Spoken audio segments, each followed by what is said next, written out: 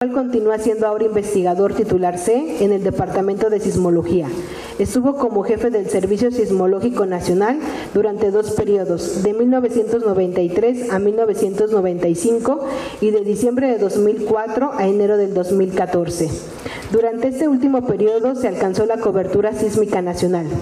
Sus líneas principales de investigación son estudio de sismos de baja magnitud, determinación de la estructura cortical mediante trazado de rayos sísmicos, sismología volcánica y la gestión integral de riesgo de desastres. Fue comisionado como director general del Centro Nacional de Prevención de Desastres de febrero de 2014 a septiembre de 2018.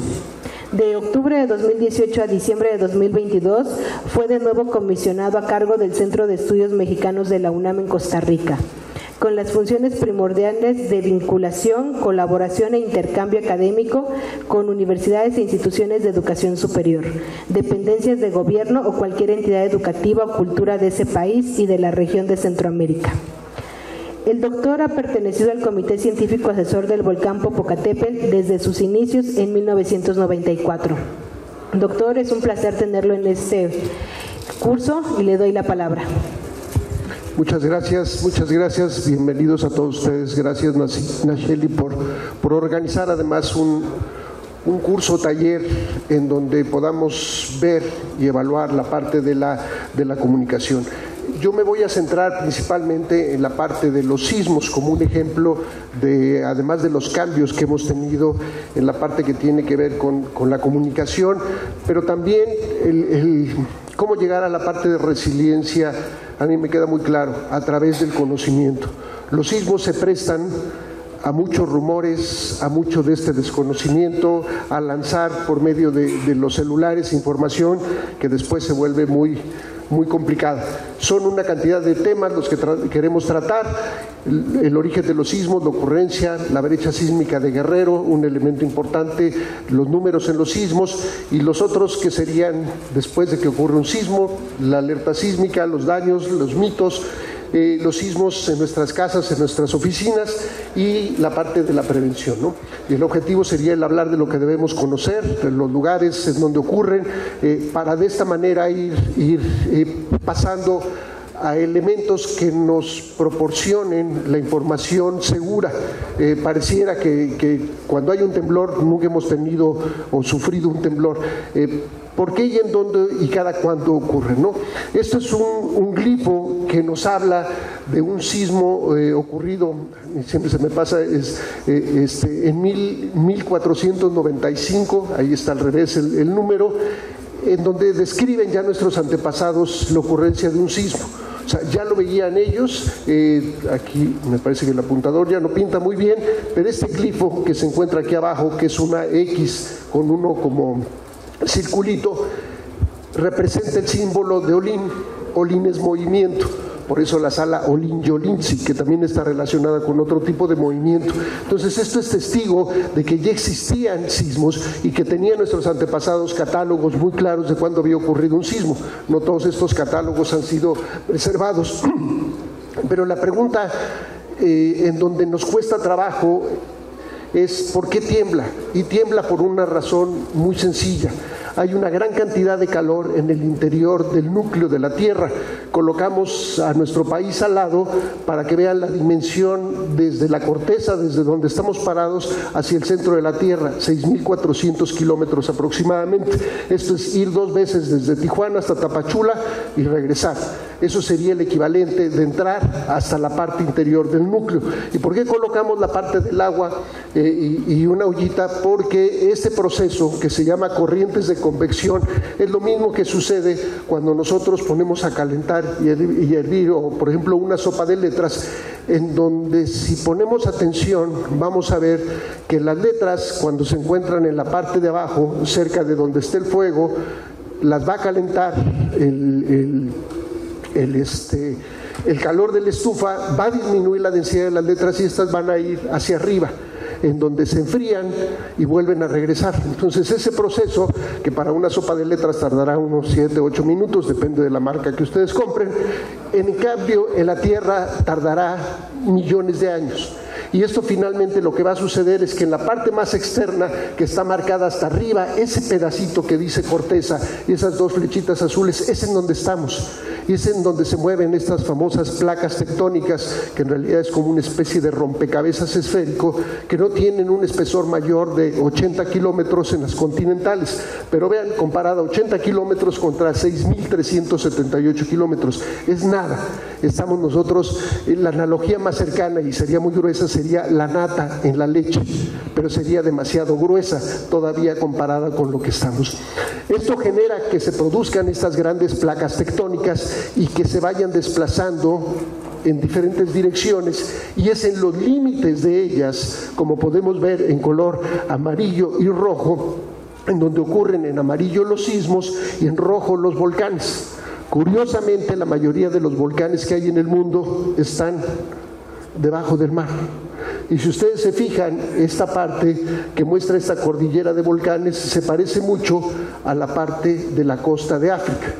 Y lo es, porque de ahí se separaron África y la parte del continente, claramente la parte del continente sudamericano, en donde podemos entonces ver el efecto de esta separación. En donde las franjas amarillas son muy anchas, es en donde estas placas, y ahorita lo vamos a ver más claro, regresan hacia el interior de la Tierra. El equivalente a la sopa de letras es cuando se enfriaron en la superficie y las letras comienzan a regresar, y por eso las vemos de una forma ancha, y está formado lo que se conoce como el cinturón de fuego alrededor del Pacífico, que es toda esta parte, y es además la placa más grande que tenemos. En nuestro país, ¿en dónde ocurren los sismos principalmente?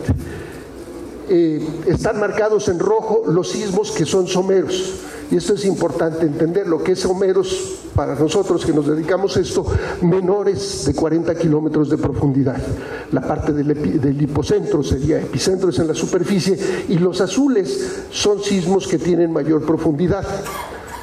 ¿Por qué los catalogamos? Porque los someros generan lo que se conoce como ondas superficiales, y las ondas superficiales no es una sola onda, son ondas que generan las vibraciones que provocan los daños. ¿Cuáles ven más? ¿Azules o rojos? ¿Profundos o someros? Someros. Y los someros son más peligrosos. No, afortunadamente, van a decir, este guato está medio loco, pero no espero. El sismo del 2017, del 19 de septiembre, fue un sismo profundo. Aquí debería estar en color azul, nada más se nos pasó y lo colocamos en rojo.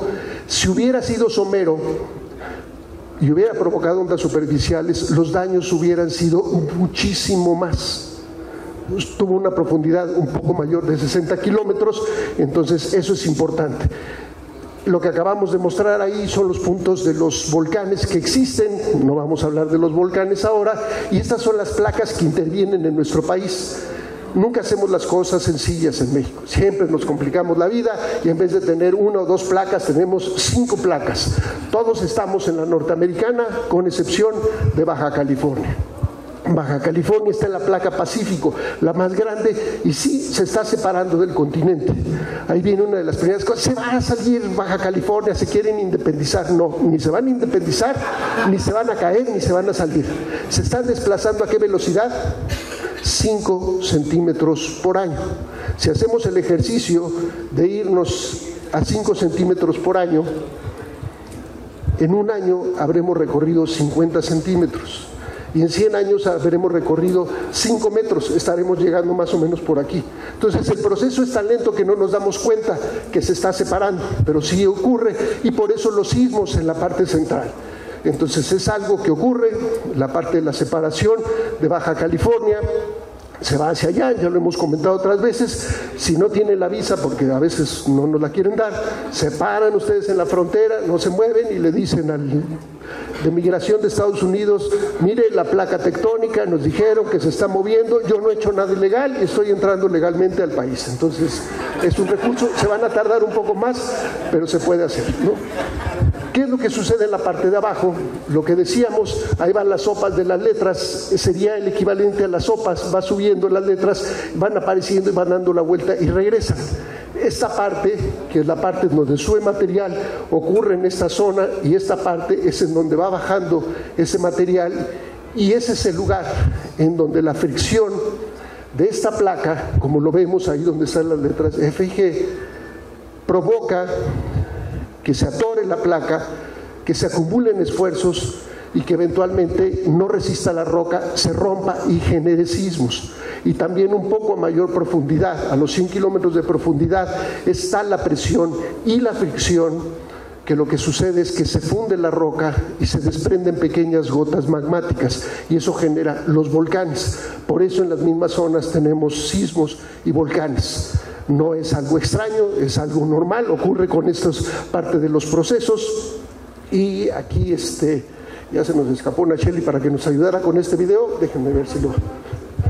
Ya anda acá, ya se fue por el café.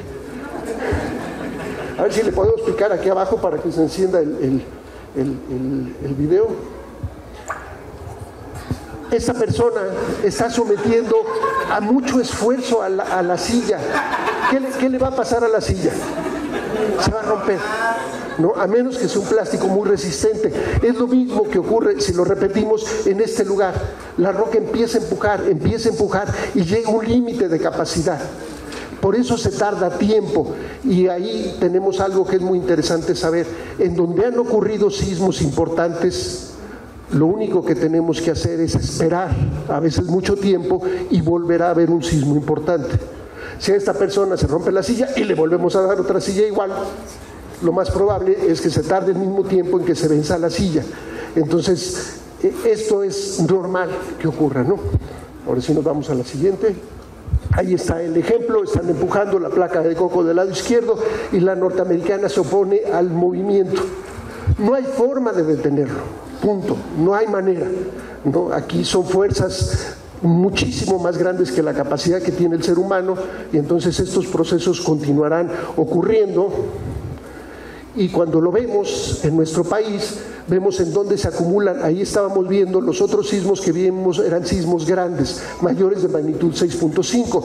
Esta es la sismicidad del año 2022 y podemos ver hasta arriba están las estadísticas de los sismos que han ocurrido en 21, 22 y en 23, lo que llevamos ahora, y esos son los promedios, 79, 81 o 67 sismos por día. ¿No? Si nos pagaran por sismos, todo el mundo quisiera ser sismólogo. No nos pagan por sismo, al contrario, nos reclaman, ¿y por qué fue tan grande? ¿Y por qué la localización? Pero no importa. Las barras que se muestran ahí tienen que ver con la población que existe ahí. Y parecería que somos masoquistas. ¿Por qué estamos parados encima de los sismos? Pues no, pues porque esta sismicidad, este movimiento de las placas ha generado las condiciones para que se asentaran, para que se creara una meseta volcánica, para que hubiera suelos fértiles, para que hubiera acumulación de agua, y es en donde nuestros antepasados se asentaron principalmente. Entonces, no es que seamos masoquistas, es que eran los lugares favoritos para que pudieran ocurrir. ¿Alguno de ustedes recuerda alguno de los sismos? ¿Cuántos sismos han ocurrido mayores de magnitud 6 en lo que va del año? ¿Cómo cuál? El que acaba de pasar la semana pasada. Uno. ¿De qué magnitud fue? Quedó como un 6, ¿no? Así es. Le vamos a dar un premio porque sí, atinó bien. Nada más que lo tiene que probar. Esto es un pequeño silbatito. Al rato vamos a llegar. Si lo puede hacer sonar, está limpio, está nuevo, nadie lo ha tocado. Fuerte, fuerte. Fuerte. ¿No funciona? Ahorita lo cambiamos.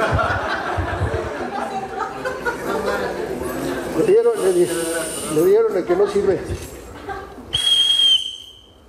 O sea, si se fijan, esto es importante tenerlo guardado.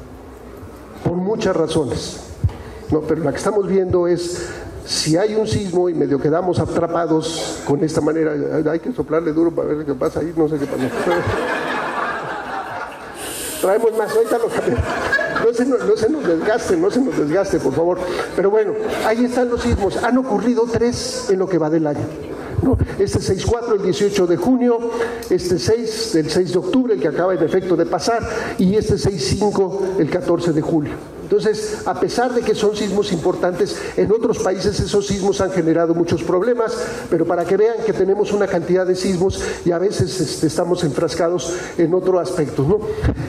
¿En dónde han ocurrido los sismos principales? Ya los vimos como puntos. Estos son zonas de ruptura, la parte que ha fracturado o ha roto el sismo por debajo de la superficie, son estas superficies, estas elipses, y la que está hasta arriba a la izquierda es 1932. Este era el otro sismo más grande que había ocurrido en los últimos 100 años, de magnitud 8.2 frente a las costas de Jalisco y Colima, hasta que llega el otro sismo que ocurre en la zona de Tehuantepec, el 7 de septiembre de 2017, y que ocurre en este lugar también de magnitud 8.2. Ya un 8.2 son palabras mayores, no hay más. Entonces, lo primero que podemos ver es que sí han ocurrido sismos importantes en este país, y lo más, no debe ser triste, lo que nos debe de invitar a estar más preparados es que volverán a ocurrir. Y la pregunta más complicada, en donde también se presta a muchísimos mitos y a muchísimos fake news, es cuándo va a temblar, ¿no? Y eso lo veremos un poco más adelante. Esa gráfica es una gráfica muy importante. Aquí nada más estamos viendo hasta los sismos del 85, y esta es una gráfica traducida a intensidad. Y la intensidad que se maneja en la escala de Mercalli y que se escribe con números romanos es qué tan fuerte se siente el sismo, independientemente de la magnitud y de la distancia. Otra vez, ¿se fijan en dónde estamos parados? En una zona en donde amarillo ya intensidad 7 se siente bastante fuerte, y de 7 para arriba es un movimiento severo que puede causar daños. Entonces nos debe de quedar claro que vivimos en una zona sísmicamente activa y en una zona que eventualmente se va a mover.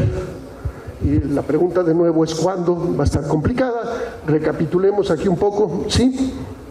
Perdón que le interrumpa, profesor. Ya sé que no es objetivo, pero ¿en algún momento podría hacer algún comentario sobre la brecha de Guerrero? Para allá vamos, gracias. Y se van a asustar, pero para allá vamos. Por eso vamos suavecito ahí, hay que darle un silbato a la señorita que funcione, ¿no? Es común y es normal que tiemble, por extraño que esto suene, ¿no? Lo que nunca debe de ser ni común ni normal es que se convierta en un desastre. Eso sí nos toca.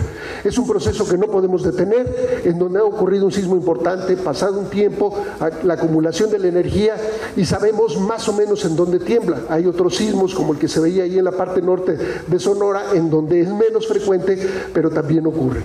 ¿Qué tipo de daños han provocado estos sismos? Este es un sismograma del sismo de 1985, y ahí, ya ves, estábamos esperando la pregunta, la brecha de Guerrero. Existe la brecha sísmica de Guerrero. ¿Por qué le decimos brecha para empezar? Es porque se toma del inglés seismic gap, y gap no solo es una marca de ropa, sino también es un vacío. Quiere decir que es una zona en donde no ha ocurrido un sismo, y aquí lo vamos a ver en qué lugares no ha ocurrido. Bueno, primero vemos los eventos que han ocurrido en estos lugares, como lo es el sismo. Ya nadie se acuerda, el 14 de marzo de 1979, alrededor de las 5 de la mañana, ocurre un sismo que afecta en la campestre Churubusco a la Universidad Iberoamericana. ¿Por qué la hora es importante? Porque a esa hora no había estudiantes. Si hubiera sido 2 horas más tarde, a las 7:15, potencialmente, vean, se colapsaron todos los edificios grandes, que eran como 5, bueno, estaban unidos, hubieran muerto probablemente miles de estudiantes, y entonces se hubiera conocido como el sismo de la Ibero. Pasa desapercibido porque no hubo más que, fueron en total como 3 muertos, uno en Petatlán, que era el epicentro, y otros acá. Está el sismo del 85, está el de 1957, que genera este tipo de daños. Entonces, lo que sabemos es que estos sismos, aunque estén alejados de la Ciudad de México, tienen el potencial de provocar daños. La brecha sísmica de Guerrero se encuentra entre Acapulco y Petatlán, en la zona de la Costa Grande. El último sismo importante ahí, mayor de 7.5, ocurre en 1911. ¿Hace cuántos años? 112, así es, 112 años. Lo cual ya es un tiempo suficiente. Acuérdense de la silla y del señor, ya hay que cambiarle la silla.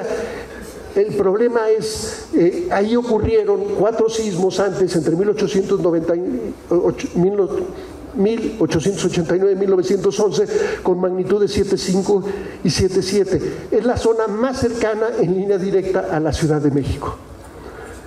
¿Qué es lo que puede ocurrir? Que se repitan esos 4 sismos, que sería la mejor forma de liberar esta energía. Claro, y un sismo de 7.5 va a ser fuertemente sentido, por supuesto, en Acapulco, en Chilpancingo y también en la Ciudad de México.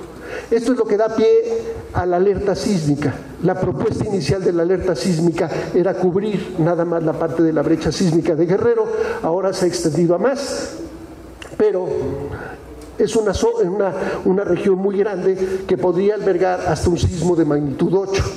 ¿Cuál es el problema con un sismo de magnitud 8? El de 1985, estaba a 400 kilómetros de distancia. Este estaría a 300 kilómetros de distancia. ¿Qué hace un sismo 100 kilómetros más cerca? No sería más fuerte, sería más largo. Y lo más largo probablemente sería destructivo. ¿Por qué? Porque no es lo mismo, las edificaciones oscilan en términos generales con dos segundos de periodo. Quiere decir que en moverse el edificio de esta manera y regresar al mismo punto tarda 2 segundos. Si el sismo es sentido por el tamaño, 1 minuto quiere decir que va a oscilar 30 veces en ese minuto. Si el sismo dura 2 minutos, este edificio va a oscilar 60 veces. Un edificio que lo hacemos oscilar más veces comienza a presentar probablemente deterioro. Entonces, por eso la duración puede ser un elemento muy importante y tendría que ver con la magnitud del evento sísmico. Y para los catastrofistas está 1957, que ya pasaron 67, 68 años, podría ser mayor de 8. Bueno, se supone que la propuesta del gobierno es trabajar con un sismo de magnitud 8 como el escenario probable para ese lugar. Y la pregunta sería, esa es la propuesta para el gobierno. ¿Nosotros estamos conscientes de lo que sería un sismo de magnitud 8? ¿Ya vieron qué vamos a hacer aquí? Aquí nada más veo una flechita ya que dice para allá, y yo ya vi, por eso me voy acercando cada vez más a aquella puerta, porque como que indica aquella puerta. O sea, parece que no, pero ya lo llevamos medio tatuado, ¿no? El saber qué hacer, ¿no? Aquí si nos apagan las luces, al menos la puerta que está más rápido, yo voy a ser el último en salir, pero necesita, y no solo esa parte, eso sería cómo reaccionamos de inmediato cuando empiece el sismo. La pregunta es, ¿estructuralmente este edificio está bien? ¿Alguien sabe cuándo se construyó? Yo tampoco, pero no fue hace 5 años y demás. Eso es lo que necesitamos ir trabajando. Este sismo, que ya nadie se acuerda, del 6 de febrero de este año, ¿en dónde ocurrió? Turquía y Siria. Para que vean qué rápido la memoria del ser humano. Ahorita andamos pensando más en Israel y en otras cosas, y nos preguntamos, ¿y qué pasó con Turquía? ¿Quién sabe, no? ¿Por qué mostramos esta gráfica? Porque este sería el sismo más similar al de Turquía. Y es un sismo que ocurre, llamado el sismo de Santa Juliana, en 1858, el cual genera inclusive un tsunami en el lago de Pátzcuaro. No, nada más para que veamos por dónde andan las cosas. O sea, no hay nada nuevo. Lo que pasa es que necesitamos rescatar, y claro, la población era muy diferente, y bueno, nos vamos a ir avanzando más rápido porque si no nos vamos a acabar. ¿Qué tiene que ver la política y los sismos? ¿Hay alguna correlación entre ellos? Aquí tenemos nosotros la gráfica de todos los presidentes que ha habido desde 1900 hasta la fecha. Y podemos ver, entre paréntesis, son los sismos que han ocurrido. Y el único que no le ha tocado un sismo es este presidente que se llama Pedro Lascurain Paredes. Y la respuesta, ¿por qué? Porque su presidencia duró 45 minutos. No hubo tiempo, ¿no? Pero si vamos viendo a quién le tocó el ángel, Adolfo Ruiz Cortines, vamos viendo Miguel de la Madrid le toca el de 1985, y así nos vamos yendo. Aquí tenemos a Ernesto Zedillo con una cantidad de sismos, a Peña Nieto con una cantidad de sismos, y lo que es interesante es que el actual gobierno, en todos los años ha habido un sismo mayor de magnitud 6.5. El último lo acabamos de mencionar, ¿no? Está aquí, 6.5, el 14 de julio de este año. Entonces, no es que tenga que ver con quién gobierna el país, por más que le queramos echar la culpa a alguien, sino con la duración de las presidencias. 6 años es un tiempo suficientemente grande para que en este país ocurra un sismo que puede ser importante. En otros lugares con un 6.5 les va muy mal. Y aquí 6.5 dicen, ay, fue como para de kinder, ¿no? Ay, como que ya estamos medio pilas, pues no hay para de kinder, pero entonces no tiene que ver con la política.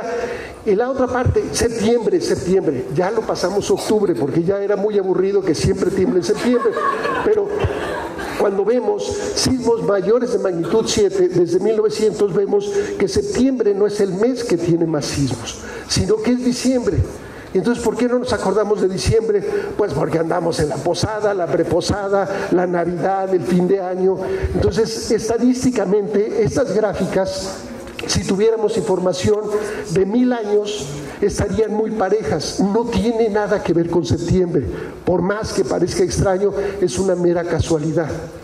Si tuviéramos tiempo y le preguntáramos a cada uno de ustedes la fecha, el día y el mes en que nacieron, estoy seguro que se repetiría alguna fecha para este grupo de personas. Entonces no es tan extraño, no nos vamos a meter ahí. No solo tiembla en septiembre, ahí están algunos de los sismos. El de la Ibero ocurre en marzo, el de Madero, cuando entra Madero tiembla. Imagínense, viene entrando el Triunfante y hay un temblor fuerte, ¿no? ¿Qué puede pensar la gente? ¿Va a ser bueno o va a ser mala la presidencia? ¿Y cómo le fue a Madero?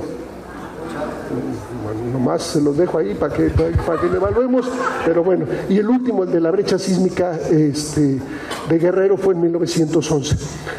Lo que sí tenemos es una herramienta poderosísima y se llama alerta sísmica. Pocos países tienen una alerta sísmica y pocos países tienen tantos años, como que somos más tercos o un poco más testarudos para aprender. Y ahora yo no conozco una persona que no tome en serio cuando suena la alerta sísmica y que diga, ay, ha de ser falsa. No, ese no, ni ha de estar duro. Todos de inmediato reaccionamos, ¿no? O sea, eso ya está dentro de literalmente de nuestros genes, ¿no? Pero un sistema tiene 4 componentes, no los vamos a meter, pero es importante, ¿no? Hay que conocer el fenómeno, en dónde ocurre, el tipo de sismos que ocurren, un sistema de medición y monitoreo. Esto lo hace el Servicio Sismológico Nacional a través de la red que maneja, un sistema de difusión de las alertas, que es lo que hace la alerta sísmica. Y el último, el más importante, es los planes de respuesta. Si nosotros no tenemos planes, así suene 5 minutos la alerta, no vamos a saber qué hacer. Me salgo, me quedo, me salgo, me quedo. Me llevo los relojes, ¿qué me llevo? ¿Me llevo los papeles? No, tenemos que repasar eso. Mi sugerencia sería que un simulacro una vez al año es demasiado tiempo. O sea, cuando recapitulamos y vemos qué no hicimos bien en un simulacro, cuando queremos ver el año pasado ya ni nos acordamos. ¿Qué pasó el año pasado? ¿Quién sabe? ¿Cuál era el escenario del simulacro del año pasado? ¿Quién sabe? En cambio, si lo repetimos de una manera frecuente, funciona. Nada más comento brevemente, en donde yo estudié, era una zona en donde pasaban tornados. Cada primer miércoles de mes a las 12 del día sonaba la alerta para tornados por 1 minuto. Y estaba uno ahí en la hora del lunch y sonaba y se quedaba uno parado y volteaba, uno veía el reloj y decía son las 12. Pero entonces pensaba uno, y ya sé en dónde ponerme, ya sé lo que tengo que hacer. Entonces de esa manera, a medida que repitamos los simulacros, nos va a ir sugiriendo, ya arreglaste la puerta esa que se cae cada vez que pasa un camión, ya hicimos lo que tenemos que hacer. Una vez al año no funciona, entonces es algo que tenemos que cambiar. Nos vamos a meter aquí, hay una serie de infografías y algo muy importante, depende de la ubicación del sismo, ¿no? Tiene que haber un tiempo de ventaja para que se puedan hacer los cálculos y la evaluación del sismo. Por eso el 19 de septiembre del 2017 no es que haya funcionado mal la alerta sísmica, era un sismo profundo, muy cerca de la Ciudad de México. Para cuando llegaron las ondas a la superficie, literalmente ya estaban llegando a la Ciudad de México. Entonces la alerta comenzó a sonar 9 segundos después de que llegó el sismo. Hay sismos que no vamos a poder aventajar, a menos que coloquemos sensores a esa profundidad, lo cual técnicamente todavía no se puede hacer. A ver si nos puede funcionar esto. No se vayan a asustar, no es la alerta sísmica, es parecida, pero para ver el funcionamiento, en donde vamos a ver cómo se propagan las ondas sísmicas ya con eventos reales. Este es el 7.1 del martes 7 de septiembre del 2021. Ahí va. Aquí va a comenzar. Este circulito rosa son las primeras ondas que se conocen como las ondas P.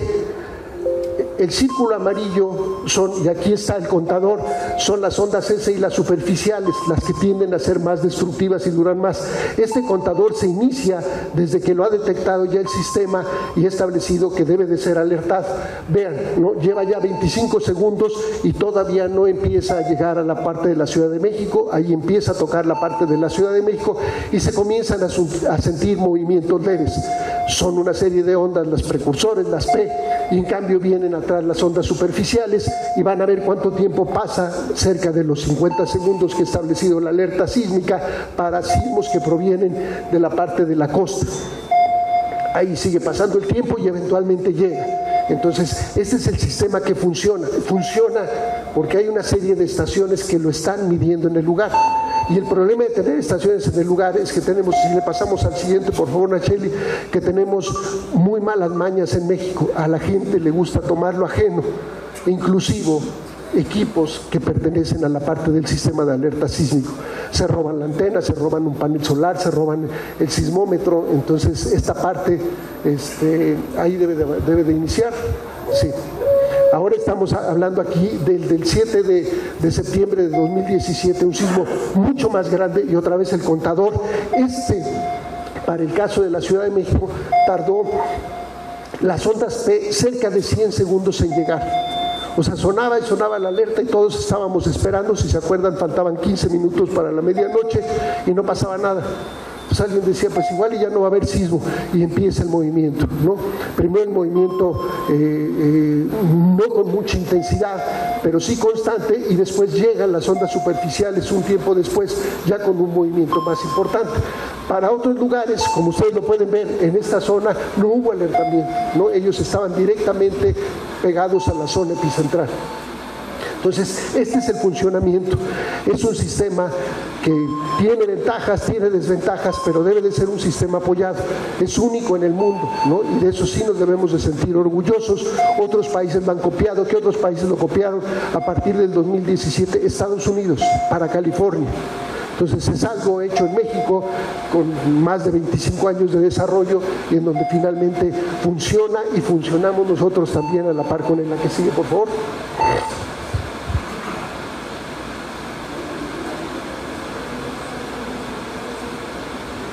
Ahí se sigue todo.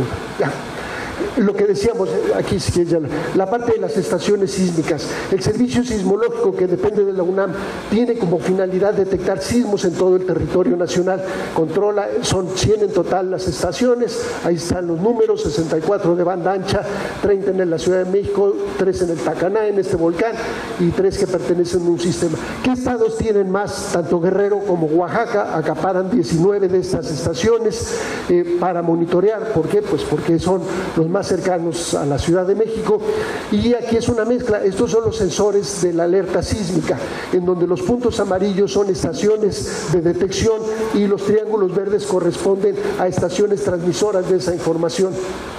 Aquí están de nuevo el mapa de los sismos. Cuando colocamos el sistema de alertamiento, entonces se dan cuenta por qué están diseñados el sistema de alertamiento, para estar literalmente encima de estos sismos y poder alertar. Estas son las estaciones sismológicas, y yo pienso que este es un mapa importante. Esta es la parte de todo el país en donde podemos ver que estamos concentrados en esta parte. Hacia el norte no hay sistemas de alertamiento, también hay sismos importantes en los estados del norte, y eso requeriría entonces de invertirle para tener un sistema de alertamiento que cubra finalmente todo el país, ¿no? Ahí están las estaciones del servicio sismológico, el cual se los cubre. Tenemos muchas o pocas estaciones. Este es Japón. En 1995 ocurre un sismo importante, y vean la respuesta de Japón, ¿no? En donde tienen una cantidad más de 2.000 estaciones. El tener más estaciones no necesariamente va a anticipar más los sismos, les va a proporcionar más conocimiento de cuáles son los efectos, y si comparamos el tamaño de Japón con México, pues nos damos cuenta de que nos falta presupuesto, no ganas de querer hacer las cosas, sino es algo que tienen allá. Entonces, otra vez, si reflexionamos, esperamos sismos importantes. La brecha sísmica de Guerrero, la respuesta es sí. La pregunta es ¿cuándo? Y podemos hacer una quiniela, y quién sabe quién la tiene. Nadie sabe. Y si nadie sabe, a lo que tenemos que apostarle es a la parte de la prevención. Si tomamos en cuenta la prevención, entonces nos da la posibilidad de ser una ciudad y un país resiliente. En cambio, estar buscando el predecirlo no funciona, no tienen que ver con la política, no solo tiene en septiembre, hay un servicio sismológico y hay una alerta sísmica, hay cosas que tenemos. ¿Qué pasa con los edificios? Tenemos una cantidad de edificios muy importantes y este es el comportamiento de los edificios. Este es para ese sismo que hablábamos de Kobe en Japón, un sismo de magnitud alrededor de 7, y vean algo que hace el edificio y que hacemos los seres humanos, pero no deben de hacer los edificios: bailar. Cuando nosotros nos movemos de esa manera, ese bailoteo en donde movemos de uno a otro lado, los edificios no están diseñados para hacerlo.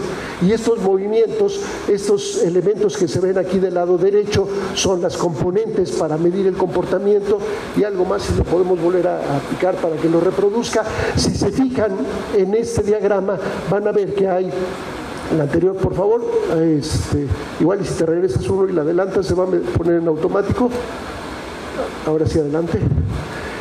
Aquí hay nodos en donde hay partes, esta parte y un poco más arriba, en donde el edificio se mueve menos. Eso es importante conocerlo, porque en esos lugares no debemos de tener nosotros equipamiento sensible. Por ejemplo, la azotea claramente tiene un desplazamiento mayor. Entonces podemos evaluar el movimiento, es diferente y se puede establecer y se debería de establecer para edificios grandes, importantes o de cierto nivel. La que sigue ahora sí. Y bueno, como lo veían ustedes, ¿cómo queremos construir? ¿No? Ya no nos acordamos de los 3 cochinitos, el logo va probando y lo que nosotros queremos tener es en realidad una estructura que funcione. Y esto, ¿cómo lo vemos? ¿No? Cuando vemos la definición del riesgo, que sería la multiplicación de la parte del peligro, el fenómeno, la amenaza y la vulnerabilidad, el único elemento que podemos nosotros disminuir es la parte de la vulnerabilidad. Y al disminuir la vulnerabilidad, disminuimos el riesgo. El tamaño del sismo no lo vamos a modificar, el tamaño del huracán tampoco, el tamaño de la cantidad de lluvia que pueda caer. Entonces, el único aspecto en el que podemos trabajar, y eso depende, si lo queremos hacer 2 días antes de que pueda ocurrir un fenómeno, como son los meteorológicos, que podemos avisar el que pueden llegar, pues nos podría funcionar, ¿no? Pero ¿quién construye esta vulnerabilidad? Tenemos todas estas personas, ingenieros, gobernantes, normalistas, obreros, reporteros, albañiles. La respuesta es la ignorancia. Le queremos echar la culpa. El albañil no diseñó bien, el ingeniero no diseñó bien. No, es el desconocimiento. Ya sabemos que tiembla, ya sabemos que puede ser frecuentemente, ya sabemos que hay vientos severos en la parte de huracanes. Entonces tenemos que trabajar en esa parte.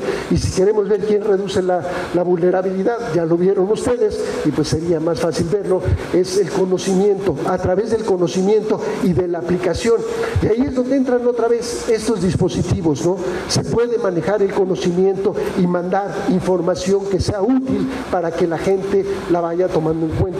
Si alguien manda un mensaje que digan, es que nos dijeron en esta plática que va a temblar en la brecha sísmica de Guerrero, la respuesta es sí, sí lo dijimos, pero no dijimos cuándo, ni los tamaños, ni la historia sísmica de la brecha sísmica de Guerrero.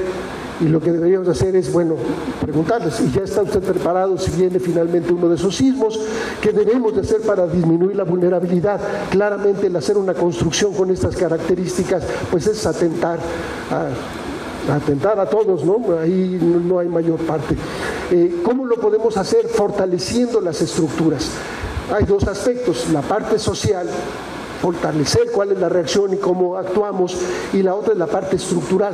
Este tipo de técnicas para este tipo de edificios, este es un edificio con más de 70 años en la zona centro y simplemente ha sido reforzado con ángulos de acero y con soleras, tanto las columnas como las traves, y eso le da mayor capacidad de resistencia y rigidez. Cuando fue diseñado, los reglamentos pedían nada más columnas pequeñas, no tan esbeltas como las piden ahora. Entonces podemos hacer que esto funcione de una mejor manera.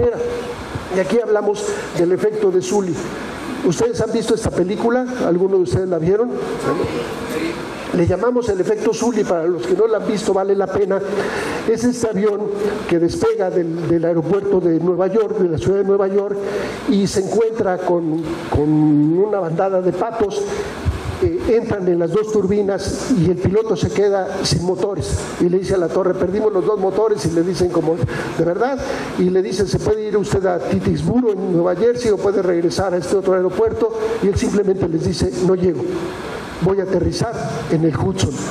Y toma una serie de decisiones, le pregunta al copiloto a ver qué dice el manual, y en el manual, si él hubiera seguido el manual, hasta la página 18 le decía qué tenía que hacer para cerrar unas ventilas que evitarían que se hubiera hundido de una manera más o menos rápida. Entonces él actúa de una manera muy rápida y finalmente salva la vida de todas estas personas. Además era diciembre y el agua estaba terriblemente fría.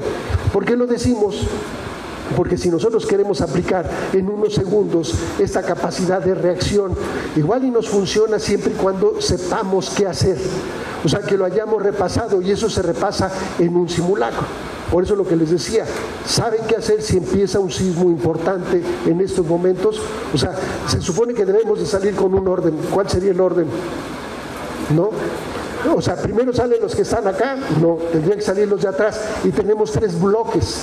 Y los que están hasta allá, yo mejor me hacía un poquito más para acá, acuérdense que por allá está la otra puerta. Entonces, determinar, hacer ese tipo de evaluaciones, no debe de vivir uno todo el tiempo pensando en estas cosas, pero hay que hacerlo. Y hay otra película que se llama Interstellar, ¿quién la vio? También. Ahí está al revés, ¿no? Estos cuates aterrizan en un planeta tan grande y al que tienen que llegar, en donde hay un cambio de tiempo, en donde el equivalente de una hora en la Tierra, una hora en ese planeta es equivalente a 7 años. Ellos están casi 3 horas, y cuando llegan de nuevo a la nave espacial, pues resulta que el de la nave espacial ya estaba desesperado, llevaba 21 años esperándolos. ¿Por qué decimos ese efecto? Porque dicen, yo creo que va a temblar hasta el año que entra. No, ya pasaron suficientes temblores y mejor lo arreglo mañana. Hoy vamos a ver el fútbol. Ese es el efecto interestelar, ¿no? El que no nos vaya a pasar y que el tiempo es demasiado largo, ¿no? Ya lo habíamos visto. Cuando vemos este edificio que tuvo daños en 1985, la pregunta que les haría yo, ¿ustedes creen que estuvo bien diseñado o mal diseñado? A ver, levanten la mano el que dice mal. Todos dicen que está bien diseñado. ¿Por qué está bien diseñado? Sí, pero además otra cosa bien interesante, y vale la pena poner atención. El que lo diseña, el ingeniero que lo diseña dice, yo voy a poner columnas, pero no en todos lugares, están de este lado las principales y de este lado. Y estos son muros de carga. Y estos muros de carga, como lo pueden ver ustedes, con estos movimientos lateral, cuando se genera la X, acuérdense que ahora la X, que si no la X, no podemos hacer el símbolo de la X porque ya dijimos que no tiene que ver con la política, pero la X quiere decir que se movió hacia un lado y rebasó el límite de resistencia y fue actuando como un fusible. Esos muros evitaron que el edificio se moviera violentamente y que excediera cierto límite y que se pudiera volcar o desplomar. Entonces trabajan perfectamente, vean, todos esos muros desde arriba hasta abajo actúan perfectamente bien. Y entonces el ingeniero ahorró y la venta del edificio fue más fácil. La pregunta, ¿esto lo permite y lo tolera el reglamento? La respuesta es sí. El reglamento exige que no se colapse el edificio. El reglamento no dice que no debe de tener daño. Nosotros debemos de preguntar, ¿y este edificio qué le va a pasar en un sismo? Y un ingeniero honesto dice, no se cae, pero se va a lastimar y le va a tocar reemplazar esos muros, porque se reemplazan, no simplemente se rellenan. Entonces, esta es la parte del conocimiento, ¿no? El saber cuándo es un daño, sí es un daño fuerte, pero no se colapsa, para nada se colapsa.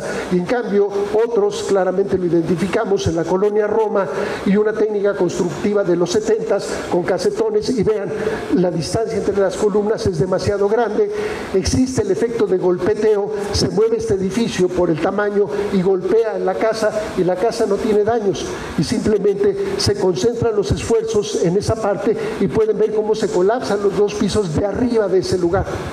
Entonces, si yo sé que estoy en esas características, lo más probable es que haya este efecto de golpeteo. El reglamento actual y vigente establece que tiene que haber una separación entre edificios a partir de cierta altura y dependiendo de la zona sísmica en la que estemos, para evitar que ese golpeteo produzca estos efectos.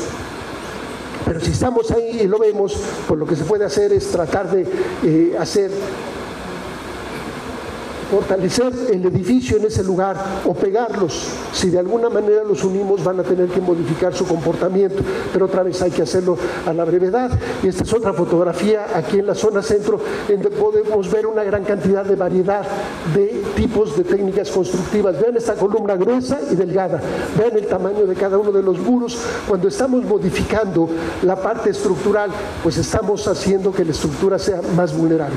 Y estos son una serie de ejemplos. Esto es real. Esta es una fotografía que parece de Disneylandia, no es Disneylandia. Si así construimos, pues yo pienso que quieren hacer la montaña rusa. Este se ve un edificio, este se ve medio cortado. No, está bien.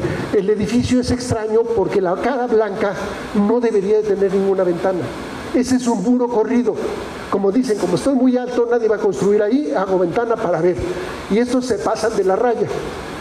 Este lugar debería tener columnas aquí, y ellos dicen, no hombre, quita las columnas, queremos que se vea. Estamos afectando estructuralmente el edificio. Nosotros lo estamos haciendo de una manera más vulnerable. Este es un edificio construido desde antes. Vean esa fotografía del 2013, lo modifican en el 2017, lo permite el reglamento, porque si yo no modifico la parte estructural, es simplemente una remodelación. Lo vendo a mejor costo, y vean en el 2017. Entonces hay que preguntar, ya habíamos visto lo que se debe de hacer con este tipo de estructuras, la parte de modificar. Aquí está la parte del reglamento que establece la separación. Hay una fórmula en función de la zona sísmica y de la altura del edificio que establece cuántos centímetros debería de tener de separación. Hay edificios reforzados, como fue el edificio en la calle Berlín después del 85, toda la parte de acero fue reforzada, pero vean cómo las columnas son muy delgadas hacia arriba, demasiado delgadas para el tamaño de la... Este es el 20 de noviembre con ese refuerzo en la parte de afuera. Este es el López Mateos también con este refuerzo que tenemos en esta parte. Y vean, este es un edificio dañado en el 85 en la parte de la cimentación, y si ellos le hubieran colocado estas soleras y estos ángulos de acero, igual y la columna resiste. Poco falta para que se colapse completamente el edificio. ¿En dónde vivo? ¿En dónde está mi casa? ¿Alguien sabe en qué zona sísmica estamos aquí en este inmueble? ¿Pero cuál? En números. Sí, es del lago, pero el lago tiene 3A, 3B, 3C y 3D. ¿Quién dijo C? Está en la 3, pero A, B, C, D. ¿Ya ven cómo hay que saber? Deberíamos de tener una placa en la entrada: bienvenidos al Fórum Expo Reforma, está usted en la zona sísmica 3B. Y saber qué implica el que estemos en 3B, ¿no? Pero bueno, ¿por qué es importante? Estos son los edificios que se colapsaron en rojo en el sismo del 85 y con daños severos en amarillo. Y aquí está la zonificación sísmica. La zona de transición en amarillo, y estos otros colores que no se alcanzan a ver, es la zona, en efecto, la zona del lago, la zona 3, pero está subdividida. Debemos de tener tatuados. Si se van a hacer un tatuaje, pues pónganle la zona sísmica en la que estamos, ¿no? Aquí está la parte de lo que era la parte del lago y en dónde está con respecto a cada una de las estructuras. Esto lo pueden ver en el Atlas Nacional de Riesgos. Uno puede meter directamente la dirección y le dice la dirección y le dice la zona sísmica. El que sepamos la zona sísmica es el primer paso, ¿no? Ahora, ¿qué es lo que hay que hacer si estoy en esa zona sísmica? Pues deben ser los siguientes pasos, pero debemos de conocer en qué lugar estamos. Para que vean, las alcaldías que están en blanco son alcaldías que tienen al menos una parte de la zona sísmica 3, ¿no? ¿Cómo podemos identificar? Si no la sabemos, si cuando nos dicen pasa un camión y se mueve como si estuviera temblando, quiere decir que está muy blando, el piso no se construye de esa forma, o estos edificios acá separados, o este otro edificio no lo hicieron de esa manera. Cuando vemos estas anomalías, cuando nos paramos, y si ustedes lo ven hacia afuera en la calle y la vemos medio chueca y demás, estamos en la zona sísmica 3. Ahí está, ahí estamos apuntados en la parte de la flecha amarilla, estamos en la zona sísmica 3B, salimos de la 3A y acá empieza un poquito más a la derecha la 3C. ¿Qué quiere decir? ¿Por qué está subdividida? Porque incrementa la amplitud con la que se mueve el terreno y también la duración. Y acuérdense lo que hablamos de la duración, y aquí está, eso no se va a alcanzar a ver, está muy pobre la gráfica, pero hay una serie de fracturas que aparecen aquí en color rojo, esta otra que pasa por aquí. El atlas de riesgos les dice las zonas de hundimiento y de fracturamientos, y esa información está disponible, todos la podemos consultar, nada más hay que entrar en la parte ahí. Los mitos, ¿no? Antes teníamos nosotros a Walter Mercado, pero que nos fue, no pudo anticipar cuando se iba a morir, pero le pagaba uno 2 euros y nos decía, sí, va a temblar, oiga, pero cuando sí, la derecha sísmica de Guerrero, va a temblar. Ahora está Boni, hay que consultarlo, no hay nada nuevo en esa parte. Los perros predicen los sismos, la respuesta es no. Que empiezan a aullar antes, la respuesta es no.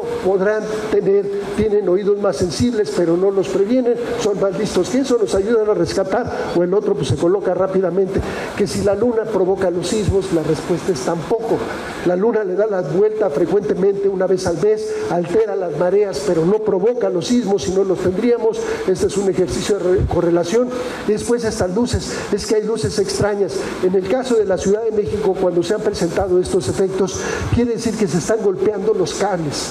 Cuando es en la noche y cuando hay nubosidad, los cables por el movimiento comienzan a golpearse y generan estos destellos y se ilumina. Si hay un efecto que se llama triboluminiscencia, cuando uno aprieta cierto tipo de rocas producen luz, pero debajo de esta ciudad, en esta zona, no hay más que sedimentos, y cuando llegamos al Pedregal hay roca volcánica que tampoco, cuando la aprieta uno, va a generar triboluminiscencia, ¿no? Cuando tiembla, que si lo predice el chamán, que si no estamos en armonía con la luna, el cielo se ve rojo, cuando pierde la selección, cuando llueve, cuando no llueve con un partido político, la respuesta, y esto es importante, es falso. Nadie puede decir cuándo va a temblar. Curioso, porque si dicen va a temblar hoy, yo estoy seguro que ya llevamos como 20 sismos. ¿No? Entonces depende en dónde y la magnitud. Quieren hacer una buena apuesta y nadie se las va a ganar. Digan que la semana que entra va a haber un sismo en Guerrero, no digan en qué parte de Guerrero, ni la magnitud. Aquel que caiga, díganle, pues unos 1,000 pesitos para empezar, y lo van a ganar. Porque no hay pierde, o sea, todos los días, pero para ir a la segura, díganle que la semana.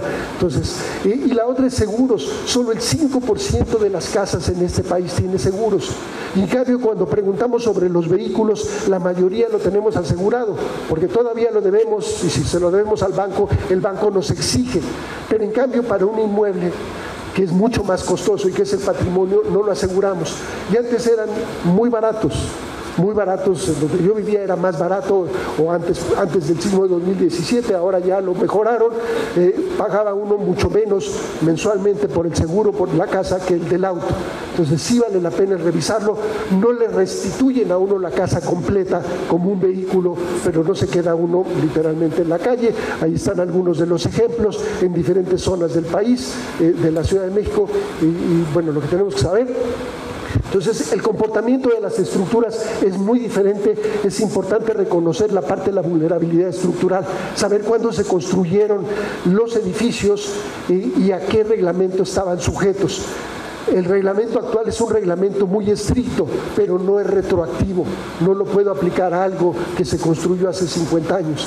Entonces, la sugerencia es ver qué necesitaría modificar mi casa o mi edificio para que estuviera acorde con el reglamento actual. ¿Cuánto me costaría y hacerlo antes de que ocurra el sismo? Hay que saber la zona sísmica, hay que conocer los mitos y la importancia de la parte de los seguros. Lo que no se debe de hacer, ahí nos vamos a ir rápido, esta es una construcción en donde hay poco acero. O sea, es una cantidad de acero importante, el de las varillas verticales, pero el de refuerzo es muy poco, el de los lados, y vean aquí también, comienza el movimiento, comienza a pulverizarse el concreto y simplemente pierde la capacidad. A esto se le conoce como efecto pata de elefante, y lo mismo se produce porque tiene poco acero. En este perfora la losa, la unión de la losa con las columnas es muy mala y simplemente la atraviesa, y vean aquí se pasan, ¿no? Ponen estas celosías como si fuera una columna, se va a caer, no necesito explicarles más, esto no se hace. Vean la extensión de las columnas abajo muy delgaditas, no hay que hacerlas más grandes, pero las hacemos más grandes hasta la respuesta, así de funciona. no puede y no debe uno de alterar. Es común, ¿no? Hay varios centros comerciales que yo he visto en donde hacen eso. Para pasar los cableados perforan las traves. Yo perforo la trave y altero la capacidad. Ustedes pisan encima de esa trave, estoy seguro que se rompe, y es muy común. No, ¿por dónde va el desagüe? Rómpele tantito a esta estructura de concreto. Así se hace en todos lados, ¿no? Vean nada más, este señor dice, no, me vale, la calle es de todos, y entonces solo pone su estacionamiento, el peso que le pone arriba, y estos están en el Estado de México, pero si está en México, vean cómo le colocan los ladrillos abajo. No funcionan las cosas así, no, cualquier movimiento va a hacer que se venga abajo. Aquí dicen, somos ecologistas, un buen uso para las llantas, no funciona tampoco, ¿no? Esta es una estructura bien hecha, pero demasiado extraña para nuestro país, no funcionaría muy bien, aunque tenemos el ejemplo del edificio de Celanese, que tiene características más importantes. Esto es en India, están probando la capacidad de resistencia de las losas y suben a todo el mundo arriba. Yo no lo subiría, yo no me subiría, y esto es en el sismo de Shanghái en China. Vean, edificios bien construidos, falla simplemente la parte de la cimentación y se vuelca. Entonces también cometemos errores en edificios muy importantes. Vean nada más esto colgado ahí en la parte de la ladera. Otra vez vean la parte de la columna abajo, demasiado pequeña. Entonces a veces es el sentido común el que nos debe de guiar en este tipo de construcciones. Vean, ¿no? Estos son diseños medio estrafalarios. Lo que sí se debe de hacer, la cimentación, buena cantidad de varilla, bien colocado, en elementos que generen aislamiento. Estos son elementos, el edificio está montado sobre estos elementos de neopreno que hacen que el movimiento sísmico no se traduzca directamente al edificio. El edificio entonces se mueve de manera completa, no sostenido en la parte de abajo. No han sido utilizados de una forma muy amplia en México. Por ejemplo, en China tienen en donde una esfera controla el movimiento del edificio. Vean, estos soportes claramente están ayudando aquí a que funcione. Medir, por ejemplo, las grietas, ¿no? Evaluar si hay grietas, estas ya son grietas de gran tamaño, marcar las grietas y anotarlas, por ejemplo, en las casas, ¿no? Yo veo una grieta en este punto y la anoto, le pongo de dónde a dónde va, porque después me sirve como referencia después de un sismo. Vean la advertencia que hay en este lugar, dice, es un edificio de muros de tabique no reforzado. Usted no estará segura dentro de él o cerca de un edificio no reforzado durante un sismo. Entonces vale la pena, quiere entrar bajo su propio riesgo, ¿no? O si entra, ¿por dónde voy a salir? ¿Por dónde voy a salir? Para evitar que haya una demanda. Y la parte de los simulacros, no hay más. A través de simulacros tenemos ahora la modalidad con cubrebocas, sin cubrebocas, respetando los lugares, pero hay que hacerlos. La parte de un plan familiar en donde debemos de ver los sitios vulnerables, el ver, ¿no?, que no tengamos objetos que se puedan volcar y que eviten la parte del paso de la salida. Los equipos eléctricos en el 85 no había todo ese tipo de cosas. No había ni pantallas electrónicas grandes, ni microondas, ni demás. Y todo esto lo conectamos en una tira, ¿no? Y si generamos ahora fácilmente un cortocircuito, va a haber un incendio y eso va a estar más complicado. Considerar la parte, dijeron los adultos mayores, el mayor número de adultos, nos apuramos a alzar las rutas de seguridad. Y vámonos rápido, quiero llegar, discutir con toda la familia qué es lo que tenemos que hacer cada uno de nosotros, cómo reaccionar ante los sismos. Aquí vamos a ver una serie de videos en donde evaluamos en esta parte estas personas lo que nos dicen. Y fíjense cómo todos dicen calma, calma, hay que mantener la calma, pero no dan indicaciones. En una etapa de la economía nacional, el subempleo es altísimo.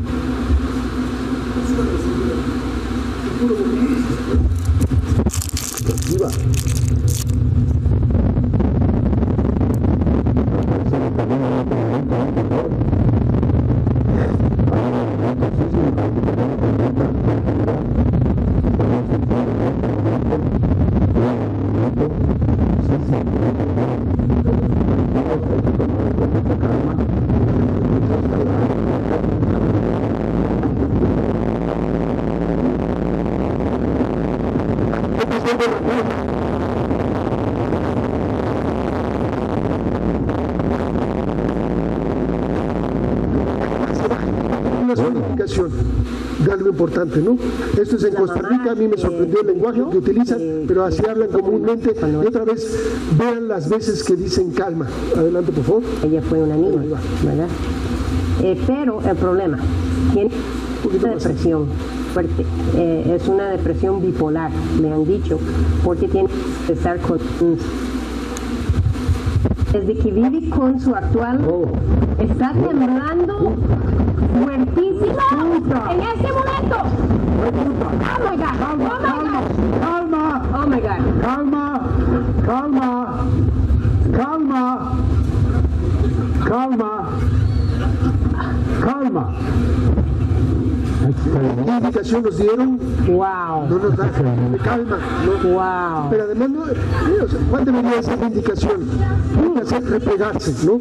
Replegarse y Y seguir la las mamá, indicaciones, ¿no? Hice un clic más para que... Ahí.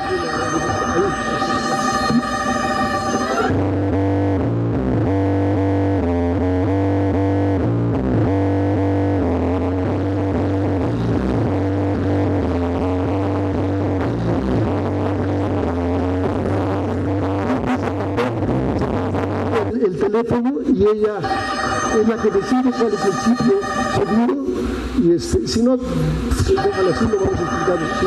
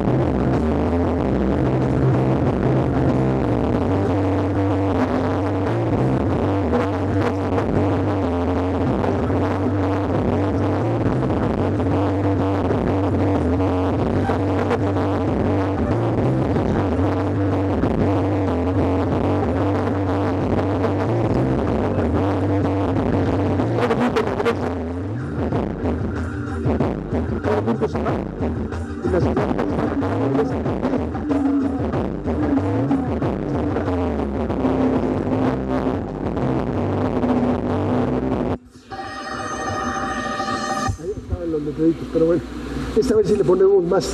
Esto sale en una clase más. Va a comenzar a sonar las letras. Vean la reacción de ellos. Que nos han hecho valer Esta maleta sísmica atrás. Nadie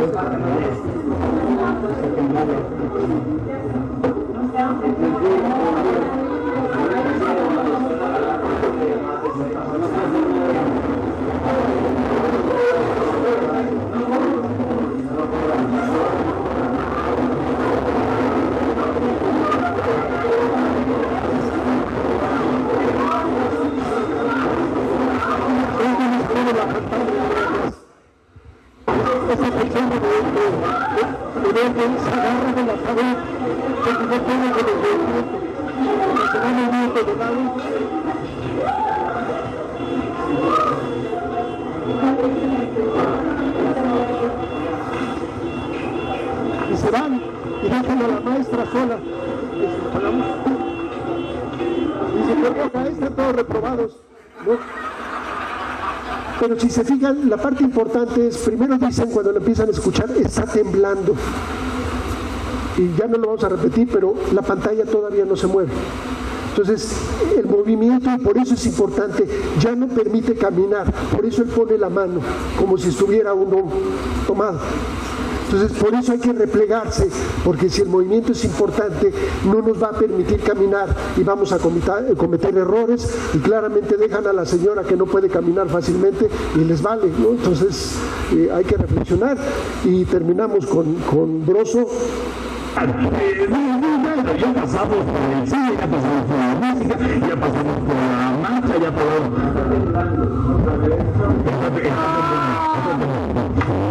No, está temblando. Está temblando. Recuerden ustedes, todos los que nos están siguiendo, vayan inmediatamente a las puertas, vayan encaminándose hacia la salida de donde se encuentren.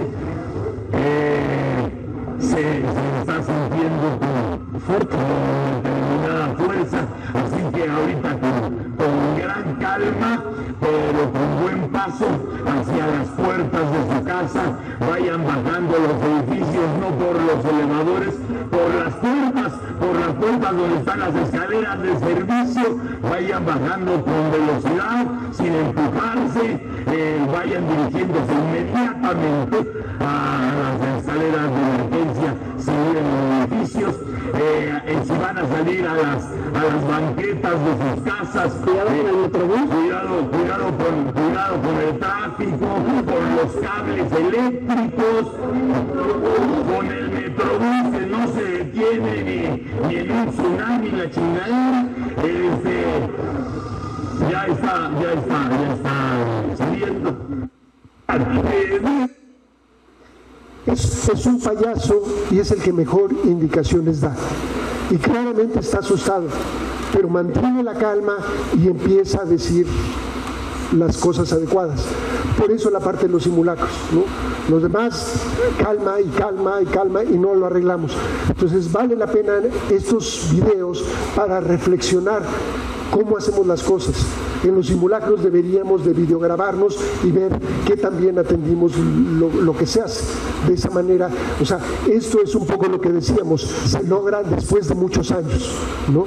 Y si lo ven cuando él empieza a ver hacia arriba, dice, me voy, me quedo, y se queda. Y todo su equipo se queda dando las indicaciones, ¿no? Entonces, ya para terminar, porque ya me pasé... Con nosotros ya no sabemos si es volcán, temblor, tsunami o lo que venga, entonces todos los días podemos saber qué hacer rápidamente antes de un sismo. Nos vamos a ir ya ahora sí de volada. El saber lo de la parte de la zona sísmica es importante, lo puede uno ver la casa exactamente y entender cuándo fue construido el edificio, cuál es su estado físico, el identificar los objetos que son vulnerables, que se pueden caer y que nos pueden lastimar. Por ejemplo, en la parte del refrigerador, esto es real en un sismo en California, simplemente se abre el refrigerador y toda la comida se vuelca. Ese día no queremos ir ni al Walmart ni a la mega comercial porque ni nos van a dejar entrar y va a ser un tiradero. Entonces, ¿qué tenemos que hacer? Limpiar las orillas del plástico, generalmente metemos los dedos llenos de grasa para que pegue bien. Nos va a costar en efecto trabajo el abrir la puerta, pero va a asegurar que al menos la parte de la comida se quede. Esta es una farmacia, todo se cae. La parte de los calentadores de agua son importantes por dos razones: porque contienen gas, no se debe caer, se rompe, y lo otro, porque están almacenando 40, 60, 80 litros que pueden ser muy útiles. Tienen una válvula, hay que estarla abriendo de vez en cuando para limpiar el agua. Vean cómo si se cae, cómo si se incendian. Debemos de saber en dónde quitar la energía eléctrica con las ventanas, tener algo de dinero. Aquí hacemos un pequeño comercial, en algo tan pequeño podemos guardar una serie de cosas, ¿no? Esta es una pila para el celular, que es donde saco todo lo que cabe aquí. Tenemos el cable para el celular, tenemos una lamparita y un silbato, es decir, funciona. Ahorita se lo cambiemos, no se nos olvida. Aquí hay más para que vea. Un USB con toda la información necesaria. Tenemos, ya les mostré la parte de este es el apuntador, ¿no? Tenemos algo importante, la parte de tener los teléfonos de la gente. Si se nos acaba la batería o si no funciona la red, no vamos a poder llamar a nadie. Y algo también importante, que yo siempre ando sacando el billete, algo de dinero en efectivo. Entonces todo cabe en esta pequeña bolsita. Lo podemos tener, hay algo más todavía aquí, ¿no? Pero bueno, La parte de las comunicaciones, aunque estamos hablando de la tecnología y demás, lo más probable es que solo WhatsApp, que lo hemos visto, funciona en caso de sismos, pero lo podemos también saturar. Entonces, tener la parte alterna, y eso requiere que en el plan familiar sepamos cuál es el punto de reunión. Cuando no hay comunicación, todo el mundo va a querer salir rumbo a la casa, y los de la casa van a ir a buscarle uno al trabajo o vamos a ir a la escuela. Si ya se definió que la casa es el punto de reunión o la escuela de los niños pequeños, eso es lo que vamos a hacer, y considerar que como no va a haber luz, no va a haber semáforos, vamos a tardar una cantidad de tiempo, 2 horas en irnos caminando. Si todo eso ya lo hablamos, nos vamos a quitar muchas angustias en caso de un sismo, ¿no? No va a haber celulares, tener estos objetos cercanos, ahí está la parte de la lamparita. La razón de tenerlo así es que lo colgamos nosotros en la parte de la manija de la puerta. Entonces ya sabemos que en cada puerta del departamento tenemos tanto un silbato como una lamparita. Ahí está la lamparita, falta el silbato, el ponernos de acuerdo con la familia. Lo del USB es importante, lo de la mochila sí funciona, pero hay que tener todas estas cosas y hay que ponerse de acuerdo, y es una mochila más grande y hay que discutir cuáles son los objetos importantes. Ya no los vamos a discutir, nos brincamos el hablar sobre los sismos, ¿no? Hay gente que no habla sobre los sismos, el preguntar qué sienten, cuál es la angustia, y eso nos lo pasamos sin decir. Durante un sismo el ruido puede ser aterrador, porque generalmente no escuchamos cuando las estructuras están vibrando. No usar los ascensores, en donde resguardarnos, en áreas descubiertas, ver que no haya objetos que puedan caer. Si vamos en el vehículo también, fijarnos en qué parte nos vamos a colocar. Si estamos en otros lugares en donde hay mucha gente, también tener en consideración la parte de los supermercados. Si quedamos atrapados, la parte del silbato, el cómo hacer, o si no con un objeto metálico estar golpeando para que nos escuchen. Esperemos no llegar a esa situación. Ponernos los zapatos, tener unos zapatos de fácil, que nos lo podamos colocar fácilmente para salir en la noche, poder suspender la energía eléctrica o el gas, no fumar, no es bueno para la salud, no colgarnos del teléfono si hay línea, no empezar a decir, y fulanito estaba rezando y se hincó. Eso lo podemos dejar para después, decir estoy bien, hacemos lo otro, salir rápidamente con lo que necesitamos, no difundir rumores. Para esto las redes sociales se prestan solas, entonces solo la información que provenga de fuentes oficiales, y nos brincamos las conclusiones porque ya las hemos visto todas y ya no tenemos nada. Muchas gracias por su atención. Muy amable.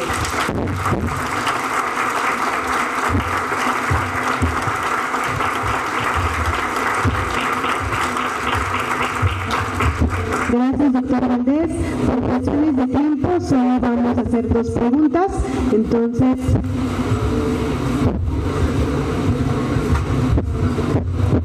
yo tengo una duda. Supuestamente el sistema de alertamiento sísmico estaba diseñado para que fuera de la brecha de Guerrero, que es donde más sismos tenemos.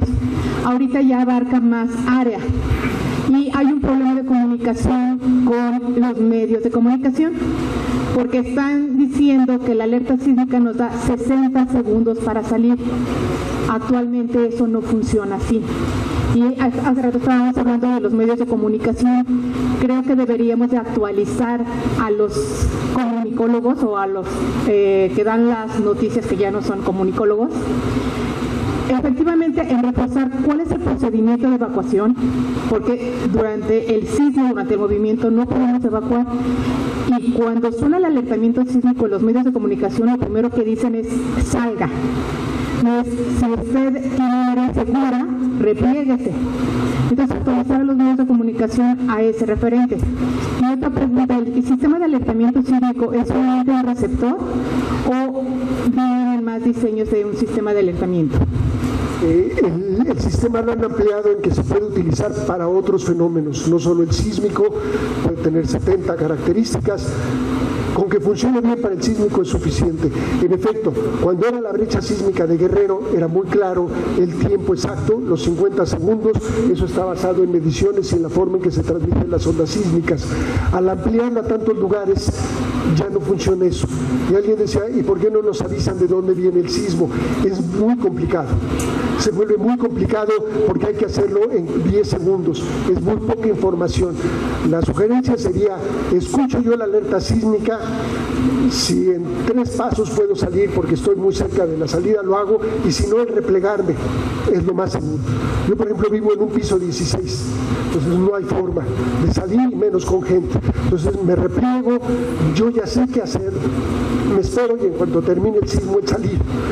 Y lo otro, con la característica del 19 de septiembre de 2017, si empiezan las vibraciones, igual, de inmediato me repliego. En vez de ¿por qué no sonó la alerta?, me repliego y sigo como si esa fuera la alerta sísmica. Ya con eso es suficiente para verlo, ¿no? Si yo veo que mi casa es muy vulnerable, o mi edificio, y mi temor es que se pueda colapsar, lo que me está indicando es que yo necesito actuar de otra manera, no el que me repliego, salgo, necesito tratar de verificar cómo fortalecerla. Fortaleciéndola, entonces yo tengo la seguridad de que al replegarme otra vez la casa no se va a colapsar o no va a haber un daño. Eso implica más recursos, más tiempo, pero hay que hacerlo, ¿no? Gracias. Vayan a Acambay. En efecto, el sismo de Acambay es un sismo parecido al del 19 de septiembre de 2017, pero en la parte de Acambay, en la parte norte del Estado de México. La única característica ahí es que son sismos cuya recurrencia, su periodo para que se rompa la silla de plástico, es como de 600 años. Eso está bien, eso es Acambay. El problema es que está Tixmadeje, Venta de Bravo y Pastores, que son otras 4 fallas importantes en esa misma región. ¿Qué se necesitaría hacer del lado sísmico? Y es más bien un poco más de conocimiento, el observar la variación que pueda haber sísmicamente ahí para tener un antecedente de si hay más sismos, tener más cautela, reforzar la parte de simulacros y demás, no quiere decir que vaya a temblar, y hacerlo por ese lado. Entonces, Acambay, y estamos esperando la brecha sísmica de Guerrero, y vea, viene Tehuantepec, viene el otro sismo del 17, etcétera, etcétera. Gracias. Muchas gracias, doctor.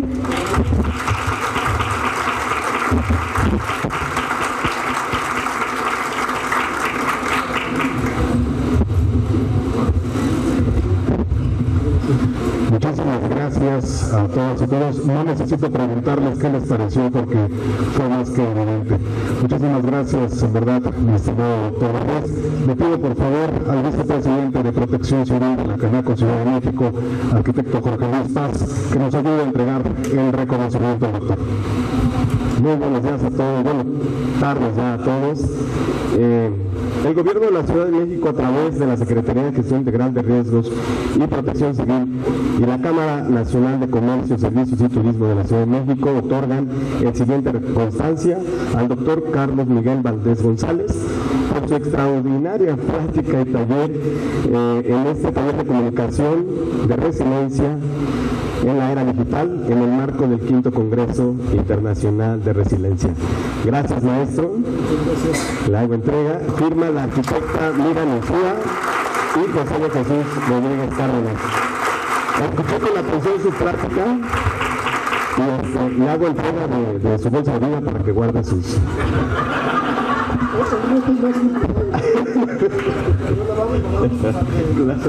Por supuesto, también hacemos entrega de este pequeño reconocimiento de parte de la Secretaría. Muchísimas gracias a usted y de verdad que terminamos muy contentos con esta plática.